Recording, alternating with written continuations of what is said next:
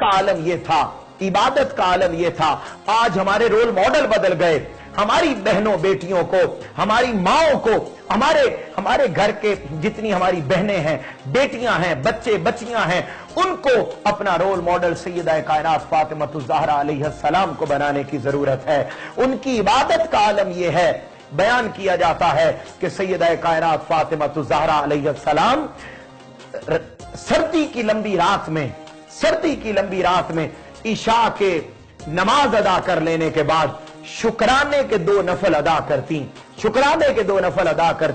अभी शुक्राने के 2 नफल अदा करती तो पहली रकत के पहले सजदे में जाती, तो पहले सजदे में ही सारी रात गुजर जाती, और यहां तक के मुअज्जिन फजर की अजान दे देता तो जो ही उधर से अजान की आवाज कान में पड़ती, सैयदा कायनात सर सजदे से उठा के मौला से शिकवा करती, मौला इतनी छोटी रात बनाई है कि मैं एक सजदा भी पूरा नहीं कर सकी।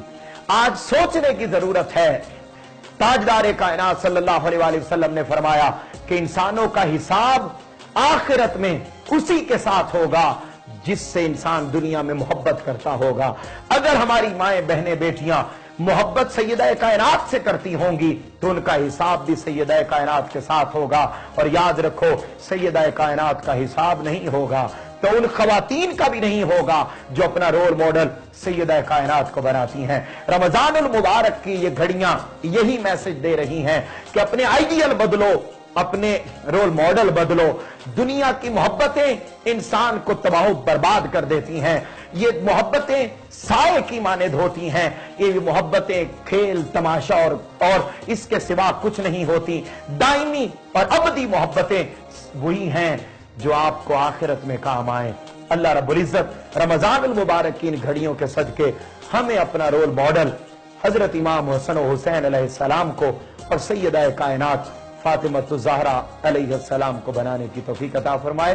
और तहलका न्यूज के जरिए जितने देखने वाले नाजरीन हैं, सबकी रमजानुल मुबारक की जितनी इबादत हैं, अल्लाह रब्बुल इज्जत उनको कबूल फरमाए। आपसे मुलाकात होगी इंशाअल्लाह कल एक नए उन्वान के साथ। तब तक के लिए अपने होस्ट इनाम मुस्तफी को इजाजत दीजिए। अल्लाह हाफिज।